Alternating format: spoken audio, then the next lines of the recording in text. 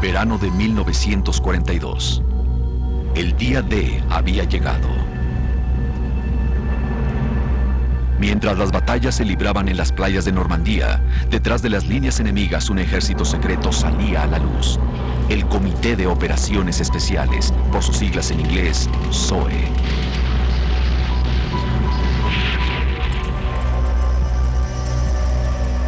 Durante 4 años había combatido una guerra secreta de sabotaje y subversión. Una guerra sin cuartel. Ahora había llegado su momento.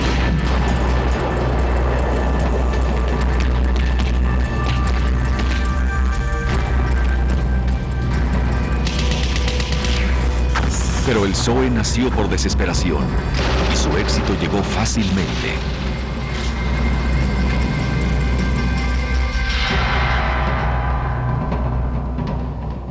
Estas son las historias de 4 de sus primeros agentes. Su supervivencia dependía de valor, iniciativa y suerte. Era parte de una organización vista con desconfianza en casa, cuya existencia misma se encontraba bajo amenaza constante.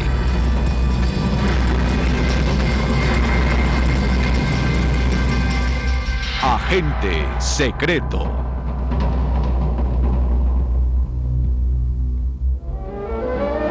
Adult, you've bitten off much more than you can chew.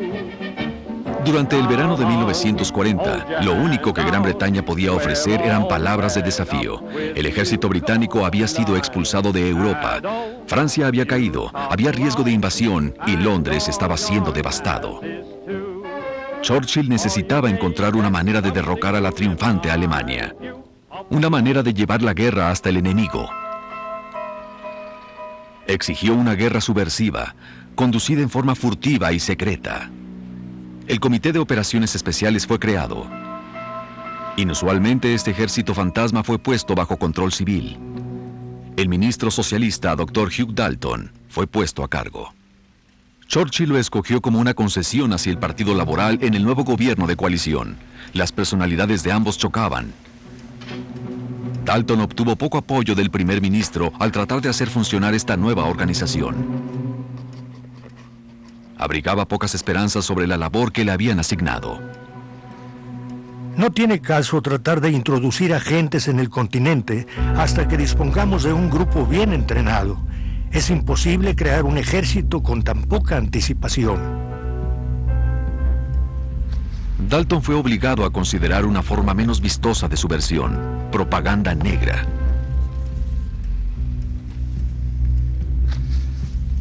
Buscaron reclutas entre jóvenes miembros de la prensa. Basil Davidson era un periodista de la calle Fleet. Quería ir a la guerra, pensé que eso era lo que debía hacer. Así que Cruikshank, el editor de Living Star en ese entonces, dijo que la oficina de guerra quería verme. Yo pensé que bromeaba porque ¿quién era yo? Absolutamente nadie. El joven reportero que no sabía nada dijo: encontrará a un hombre esperándolo en Simpsons en la calle Strand, almorzará con él y entonces veremos. Cuando eres un reportero joven, aceptas las cosas como son.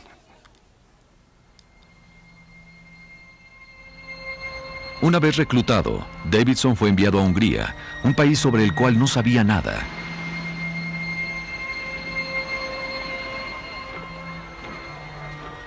Se le ordenó que estableciera una agencia para publicar propaganda pro-británica.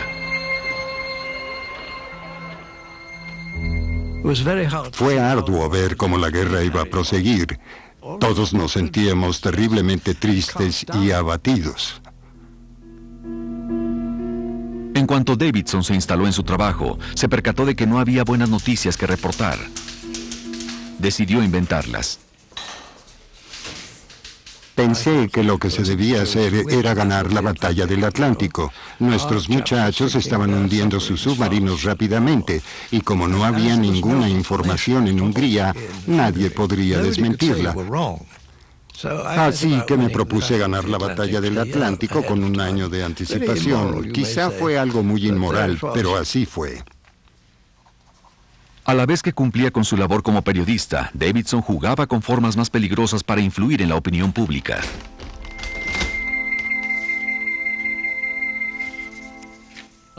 Empecé a publicar panfletos ilegales.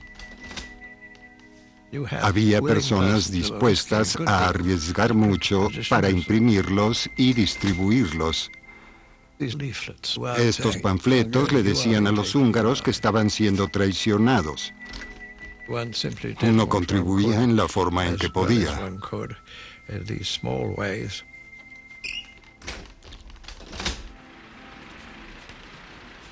Suponiendo que Hungría pronto dejaría de ser su aliado, el PSOE quería que Davidson armara una red de contactos que podrían ser útiles cuando los británicos se retiraran. Obtuve un paquete de billetes de 5 libras a través de la embajada. De esos billetes viejos de 5 libras, esas cosas blancas.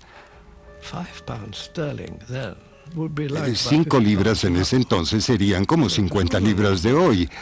Así que era mucho dinero. Y el paquete decía que era para sobornar a mis contactos y hacer amigos. Regresé todo porque les dije, aún no conozco a nadie, pero les avisaré en cuanto conozca a alguien que valga la pena sobornar. Y ellos me lo regresaron de inmediato, diciendo que yo debía hacer lo que se me ordenara sin hacer preguntas. Más adelante, Davidson recibió otro paquete que lo elevaría de rango. El PSOE le envió un suministro de explosivos plásticos en una valija diplomática. Sin permiso, Davidson almacenó los explosivos en el sótano de la delegación. Los embajadores desaprobaron enérgicamente la organización de Davidson. Un día, un miembro del personal encontró nuestra pequeña pila de explosivos plásticos en el sótano de la delegación y nos acusó. Haciendo lo que era su deber, fue con el ministro, es decir, el embajador que en la delegación se llama ministro, y le dijo lo que encontró. El ministro se puso muy molesto. Me mandó llamar y me preguntó si yo era el responsable por eso. Me rehusé a contestarle.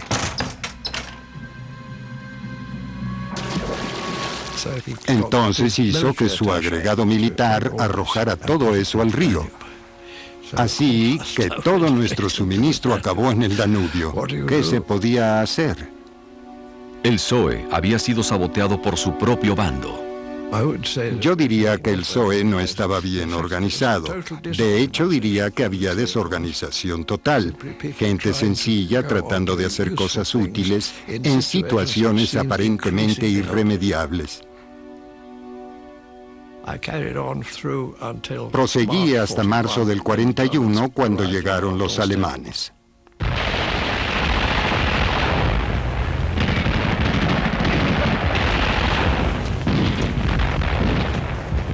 Siendo Hungría demasiado peligrosa, Davidson se trasladó a Yugoslavia, solo para encontrar que su situación allí no era mejor.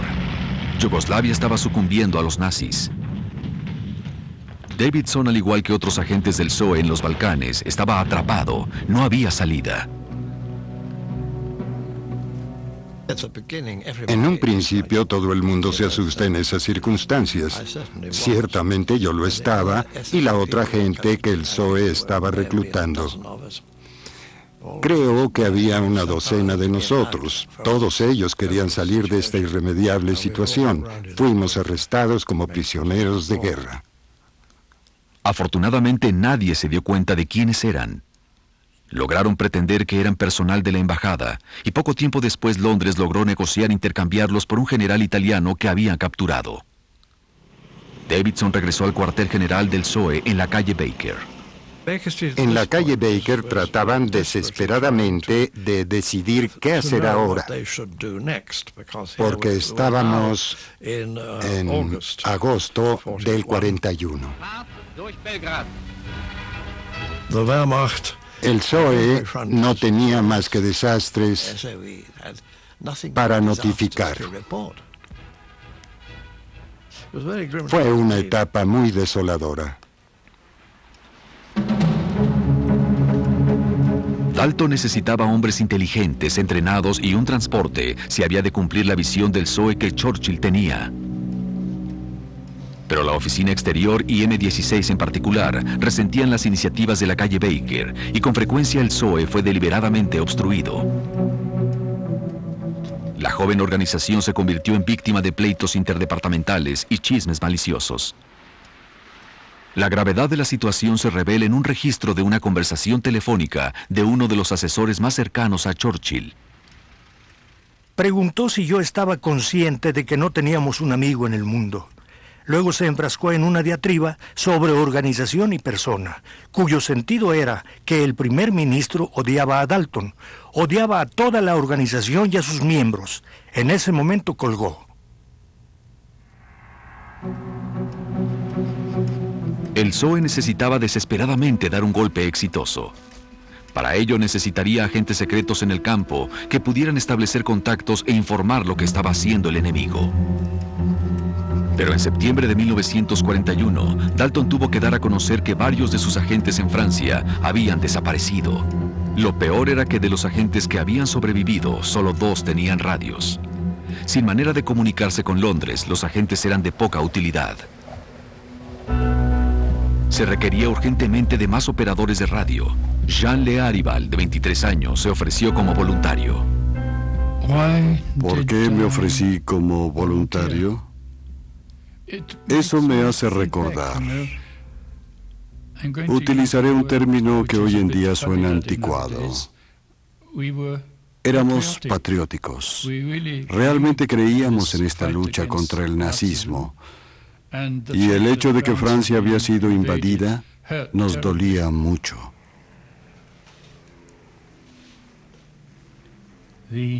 El periodo anterior a nuestra partida a la misión es extremadamente difícil, un poco tenso, un poco nervioso, la atmósfera un poco irreal. Nos revisaron todo tipo de detalles. Un sastre francés nos confeccionó trajes de estilo francés. Nos dieron un reloj que no era británico. Hasta fuimos con un dentista que revisó nuestras dentaduras porque la ortodoncia francesa es diferente a la británica. Sentimos emociones encontradas mientras caminábamos al bombardero.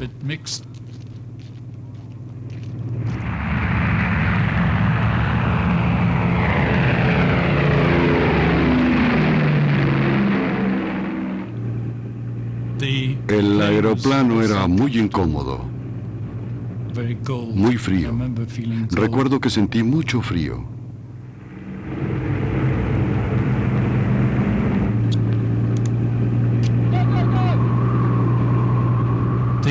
La sensación al abandonar el avión es fantástica. Estás en una corriente de aire. Desciendes con delicadeza y por 3 segundos te sientes tan cómodo en este cojín de aire y entonces el paracaídas se abre y desciendes lentamente.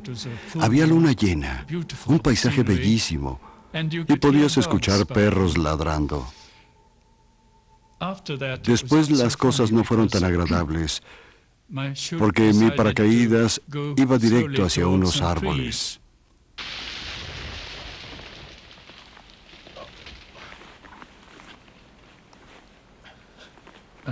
Descendí como pude del maldito árbol. Desafortunadamente, uno de nosotros, Toberville, cayó a algunos kilómetros de nuestro objetivo y fue arrestado. Nuestros contenedores no estaban, y tampoco mi transmisor. Y no fue agradable estar sin el radio. ¿Qué podía hacer? Fue un desastre.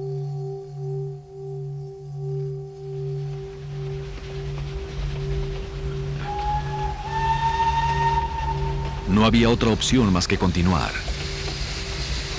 Se separaron y viajaron independientemente a Marsella, donde se reunirían nuevamente en un refugio del PSOE.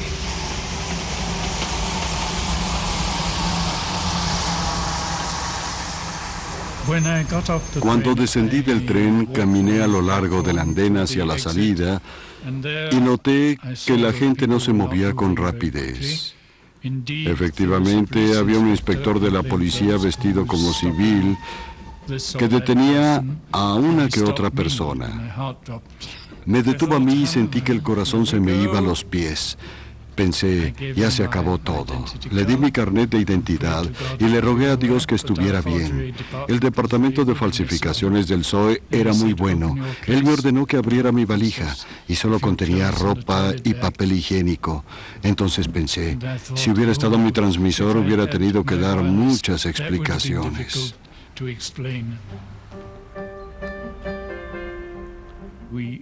Nos proporcionaron una dirección, pero ningún nombre. Era la Villa de Bois, creo que se llamaba así. Ahí teníamos que acudir para conocer al señor X, o quien quiera que pudiera atendernos. Recuerdo que fui a la Villa de Bois y fui recibido por una atractiva joven y su hija, una niña de 3 o 4 años. Y la señora me dijo, lo siento mucho, mi marido no se encuentra ahora, pero por favor vaya mañana al café en Canebière para que se encuentre con él.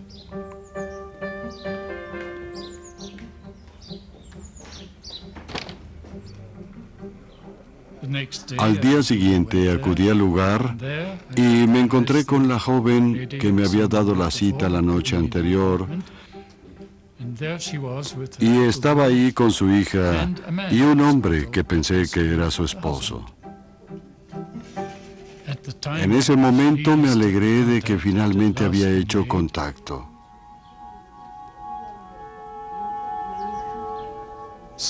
Repentinamente me percaté de que había gente detrás de mí y al darme la vuelta había 2 policías vestidos de civiles con sus guardias.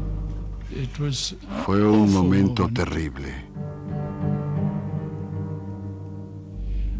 Mi corazón se desplomó. Súbitamente todo había salido mal. Y pensé, ¿por qué? ¿Cómo pudo suceder esto? Me sentí totalmente perdido. No podía entender qué había salido mal. Estaba reuniéndome con un contacto seguro. Me enteré rápidamente de lo que había sucedido porque cuando fui a prisión no solo me encontré con mis compañeros, sino con otras personas que aparentemente estaban en la misma situación. Habíamos 12 agentes de SOE, 12 que habíamos sido atrapados. No podíamos concebir que habíamos sido traicionados. Para un ciudadano francés eso era una cosa horrible. Nos las arreglamos y conseguimos una cámara. Fotografiamos al grupo. Pintamos en la pared, las causas que mueren son las causas por las que no sabemos morir. Con la ayuda de un guardia francés que simpatizaba con la causa, quien les entregó una copia de la llave de su celda, los 12 hombres escaparon y regresaron a Gran Bretaña.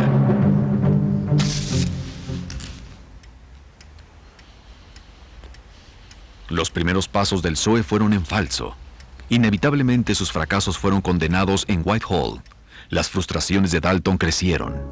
No creo que merezcamos ganar la guerra. Estamos peleando vigorosamente entre nosotros. Dalton fue reemplazado. Lord Selborne, un conservador prominente y amigo personal de Churchill, se hizo cargo. Si el SOE habría de sobrevivir, Selborne tendría que demostrar su valía.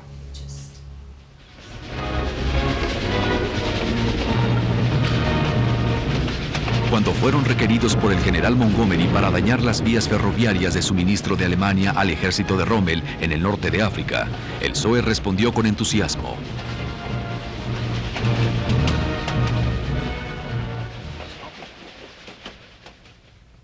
El puente del Gorgopótamo, en el centro de Grecia, fue su objetivo. Chris Woodhouse, un sobresaliente graduado de Oxford, que siempre había sentido una pasión especial hacia Grecia, fue asignado segundo en comando de la operación. Lamento decir que no recibí ninguna preparación para la misión. Estaban muy presionados por el comandante en jefe que les insistía, háganlo ya, háganlo ya. Afortunadamente, ahora tenía un excelente comandante, Eddie Myers, un hombre con gran valor, talento e inteligencia. En septiembre de 1942, la docena de hombres volaron desde El Cairo en 3 aviones. Tenían poca información y solo instrucciones vagas sobre cómo contactar a los guerrilleros locales. La primera operación del PSOE en Grecia fue un paso hacia lo desconocido. Partimos del desierto egipcio, sobrevolando El Cairo. Una catarina se posó en mí en Egipto y disfruté de su compañía durante todo el vuelo. Y me dije que todo saldría bien si la catarina seguía conmigo cuando arribáramos a Grecia. Aterricé y abrí mi arnés, y al ver que la catarina seguía allí, la conservé todo el tiempo que pude. Pero la suerte todavía no estaba del lado de Woodhouse. Los 3 caímos en diferentes lugares. No había forma de coordinar el punto donde descenderíamos. De hecho, me tomó 10 días encontrarme con Eddie Myers. Montamos un cuartel en una cueva sobre el Gorgopótamo.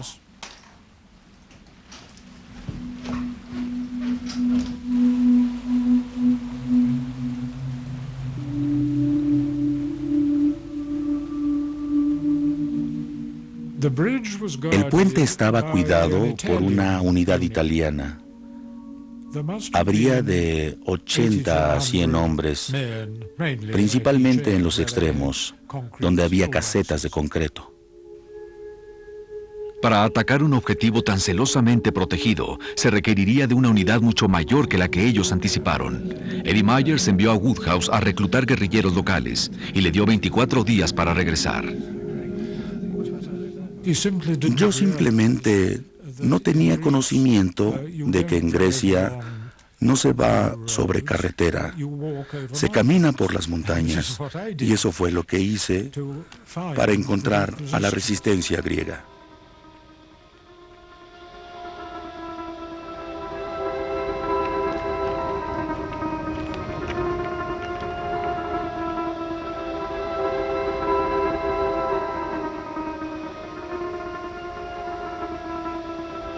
Woodhouse no podía saber cómo reaccionaría la resistencia a su petición.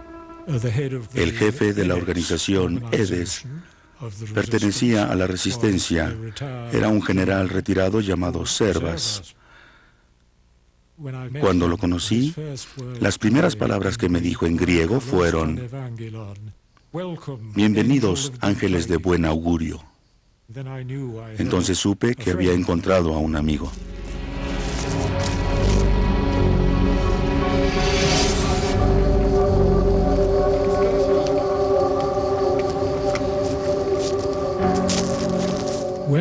Mientras emprendía el regreso con Servas y sus soldados, pasamos otro grupo de guerrilleros, todos ellos comunistas. Estos comunistas eran liderados por un hombre llamado Ares Veloutiotis. La falta de conocimientos del PSOE era tal que no sabían de la existencia de estos hombres. Me percaté de que estaba luchando con una organización muy radical, pero necesitábamos a Ares para nuestra operación porque el grupo de Serva no hubiera sido suficiente. Los 2 grupos eran rivales a muerte, pero Woodhouse pudo sacarle ventaja a esto. Ninguno de los 2 bandos quería que el otro se llevara todo el crédito.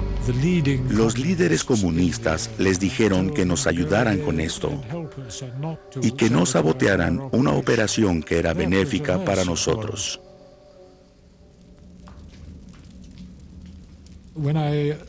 Cuando regresé, era poco después de medianoche.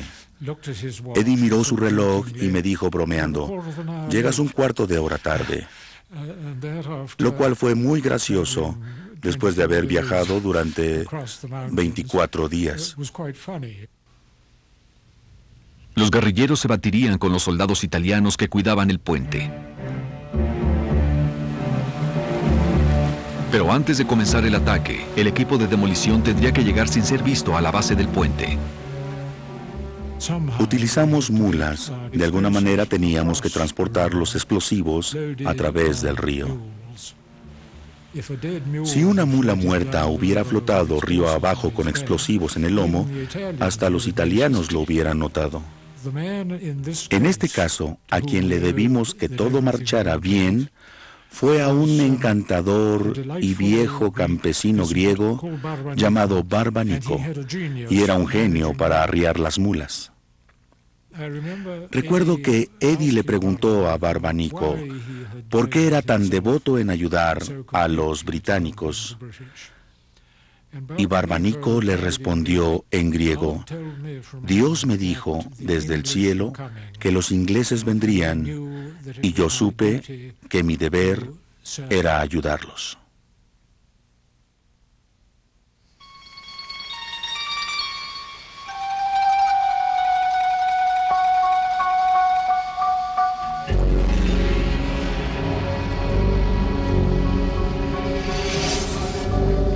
La noche del ataque, Barbanico guió sigilosamente al equipo de demolición del Zoe hasta la base del puente.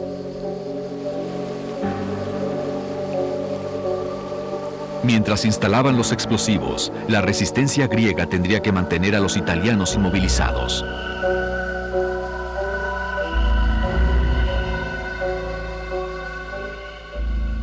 Lo primero que tendrían que hacer los de nuestro bando era neutralizar las casetas de cada extremo del puente.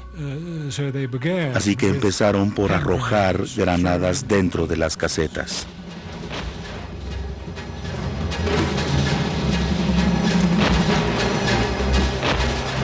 La batalla se libró durante más de una hora por encima de la cabeza de los agentes del Zoe.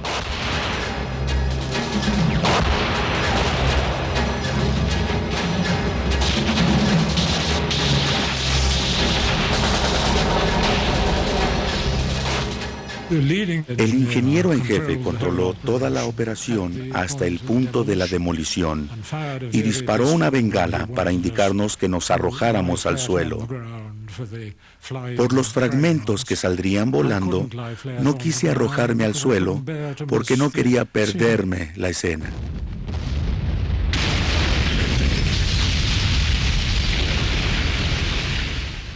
Entonces se produjo este maravilloso espectáculo de las líneas de acero volando por los aires y desplomándose sobre el suelo. Recuerdo que nos pusimos a danzar en círculos con las manos unidas y cantamos un himno griego.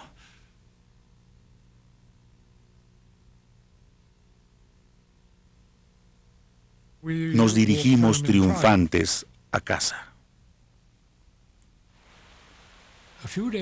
Días después, los italianos tomaron a 15 o 16 aldeanos, completamente inocentes.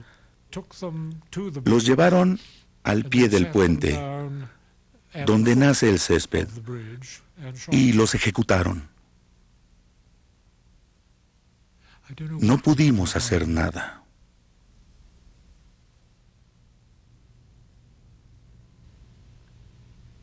Aunque la destrucción del puente Gorgopótamo fue un triunfo espectacular, el ejército se quejó de que la operación había tardado demasiado para su utilidad. Sin embargo, este descarado acto de resistencia no fue del todo en vano. En el 10º aniversario de la operación del Gorgopótamo, celebramos una ceremonia en el lugar mismo de la operación, y fue un evento grandioso en el cual participaron generales y ministros del gabinete, así como 2 ancianos a quienes jamás habíamos conocido. Se acercaron a Eddie y a mí diciendo: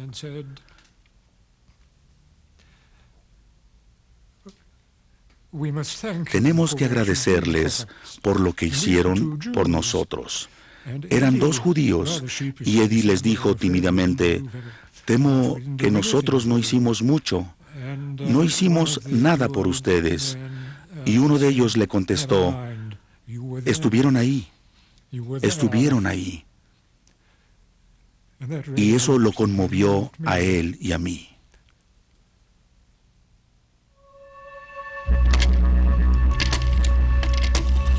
En Londres, el nuevo director del PSOE, Lord Selborne, decidió que ya había llegado el momento de tomar la ofensiva. Envió su propio reporte a Churchill, admitiendo francamente que el PSOE tenía en el pasado, y hasta cierto punto todavía tiene, una mala reputación. Pero acusó a sus rivales en Whitehall de menospreciar al PSOE y demostró que los ataques eran maliciosos.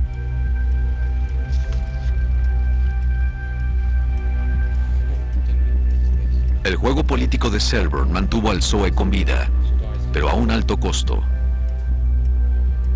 El PSOE cayó cada vez más bajo el control de los jefes conjuntos del Estado Mayor. Ello condujo directamente a una operación que demostraría el valor del PSOE de una vez por todas. Una carrera. Se le dio máxima prioridad a entorpecer los planes nazis. El objetivo del PSOE estaba en la Noruega ocupada por los nazis, una fábrica dramáticamente situada en la orilla de un gran barranco. La planta eléctrica Vemork producía agua pesada que se utilizaba en la fabricación de uranio. Klaus Helberg, de 24 años, era un prisionero de guerra noruego que había escapado y se había incorporado al PSOE. Él y 3 hombres más habían sido introducidos por paracaídas a Noruega. Su misión consistía en ayudar a un grupo de comandos británicos a atacar la planta. Pero los planeadores que llevaban a los comandos se estrellaron. Los jefes del Estado Mayor se dirigieron al PSOE. Era la oportunidad que estaban esperando. Nos habíamos puesto en contacto con la gente del cuartel y se nos informó que intentarían un nuevo ataque sin planeadores esta vez, sino con hombres noruegos del PSOE que habían sido lanzados en paracaídas.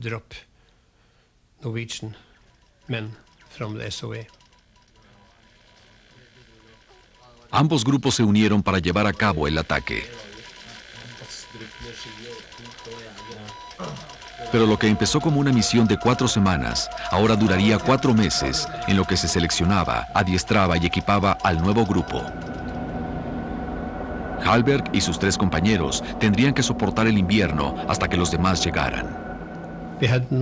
No nos quedaba mucha comida, así que nos pusimos intranquilos. Recuerdo que empezamos a excavar bajo la nieve para buscar musgo.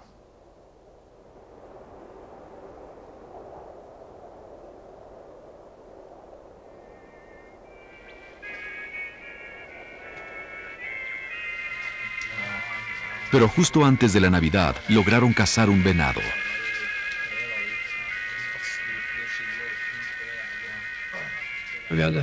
Celebramos una Navidad muy feliz en la choza.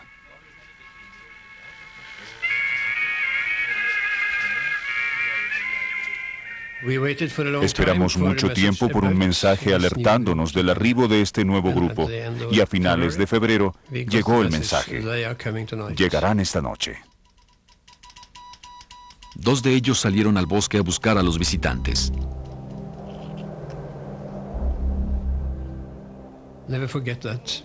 Jamás olvidaré ese encuentro. Fue maravilloso. Escuché que alguien gritaba «Hola». Era Knut Haukeland. Y nos pusimos muy contentos. Y luego vimos a los otros que se estaban ocultando.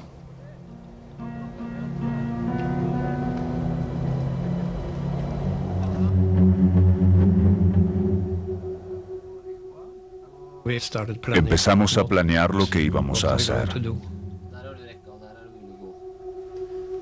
La planta estaba protegida por un campo minado, puestos de metralleta y 30 guardias alemanes. Había otras 300 tropas acuarteladas en el camino. La única solución era encontrar una ruta por el barranco, pero eso se consideraba imposible. Aún así, Helberg fue enviado para investigar.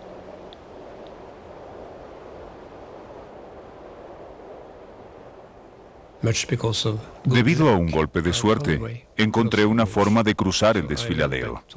Así que regresé a la choza para avisarles que podríamos cruzarlo. Y ellos empezaron la acción esa misma noche.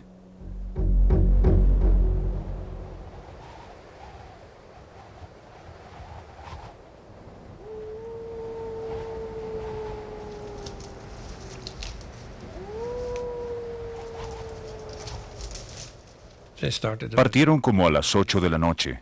Estaba oscuro. Cruzamos el desfiladero con armas y explosivos.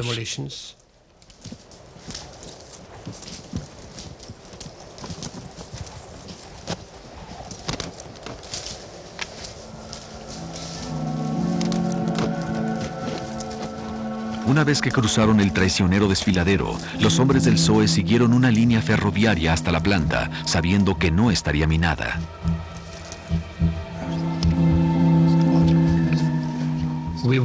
Esperamos unos minutos hasta que el guardia del puente se metió a la barraca.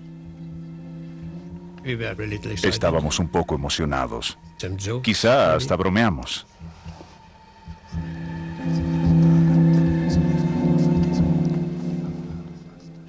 Y nuestro líder decidió que ahora era el momento.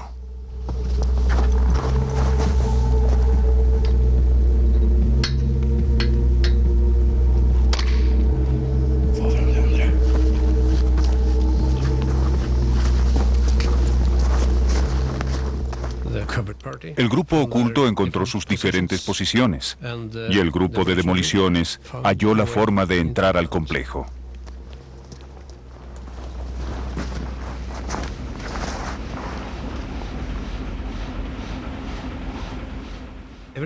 Todo estaba en silencio, salvo por los sonidos de la fábrica. Yo permanecí ahí, esperando. Lo único en lo que pensaba era, ¿qué haré si viene un guardia alemán? ¿Lo dejo pasar? ¿Me escondo? ¿Le disparo? Y después escuché los sonidos de la explosión. Me sentí aliviado cuando escuché la explosión. No fue muy resonante porque ocurrió dentro del edificio de concreto. Esperé unos minutos y después escuché las voces del grupo de demolición. La contraseña creo que era Piccadilly y la respuesta del otro grupo era Leicester Square. Después nos echamos a correr y no fuimos vistos.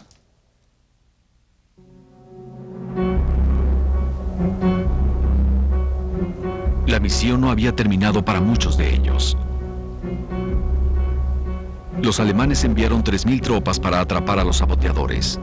La mayoría del equipo se embarcó en un viaje épico, esquiando por toda la Noruega ocupada hasta alcanzar la seguridad de Suecia. Pero las órdenes de Helbert eran quedarse y colaborar con la resistencia noruega. Su primera misión consistió en recoger una remesa de armas que había sido ocultada en la choza. Estaba relajado, contento conmigo. Me encantaba el sol y las buenas condiciones para esquiar.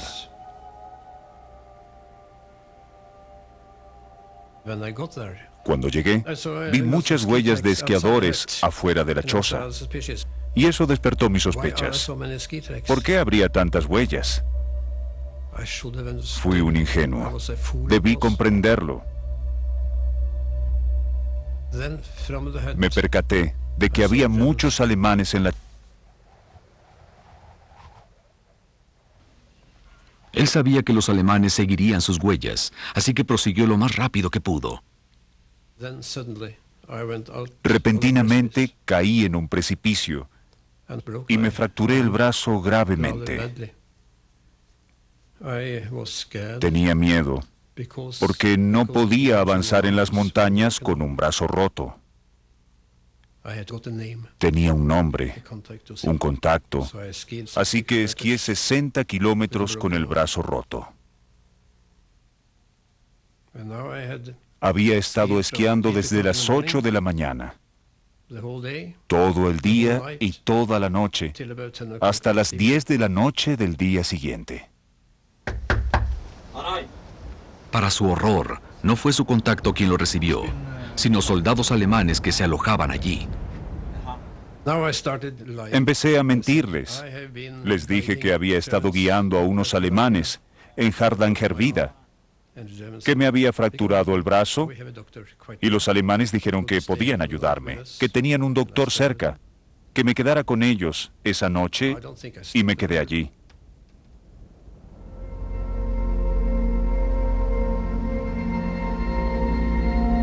Al día siguiente, Helberg vio a un doctor, quien lo envió con un especialista en Oslo. Helberg realizó un largo viaje en autobús. Al caer la noche, se registró en un hotel. Su mala suerte continuaba.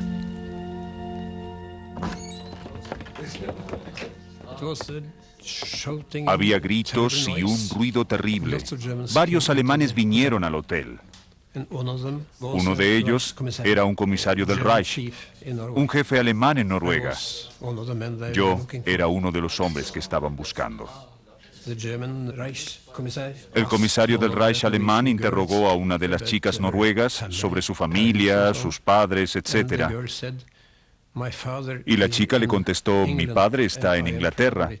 Me siento orgullosa por ello. Por supuesto fue algo imprudente, así que él se puso furioso y dijo que arrestaría a todos los noruegos que estuvieran allí. Y yo era uno de ellos. Tenía mi pistola, lo cual era un problema para mí. ¿Qué haría con la pistola?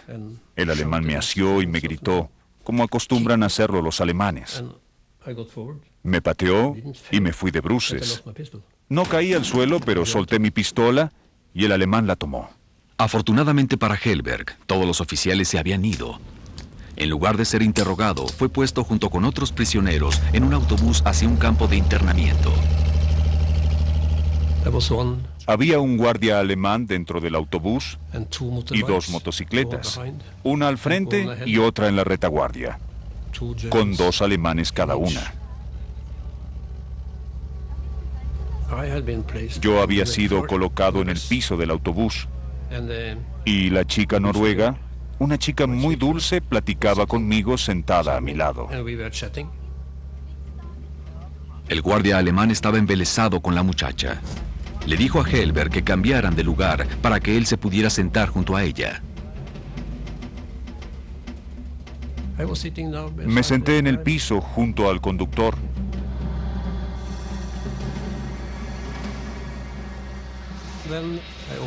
Entonces abrí la puerta y salté del autobús. El autobús no iba muy rápido, así que el salto no me mató, pero caí sobre mi brazo roto. Traté de apartarme de la carretera. Fui impactado por una granada antes de que explotara, pero explotó y alcanzó a otra persona, a un hombre inocente. Los alemanes lo vieron y pensaron que era yo, así que lo persiguieron. Estaba libre. Estaba sentado debajo de un árbol, no lejos de allí, sufriendo mucho por mi brazo. Y los vi. Vi las luces. Escuché que gritaban. Y yo estaba sentado ahí, sonriendo un poco, porque había escapado. Helberg permaneció luchando al lado de la resistencia noruega hasta el final de la guerra.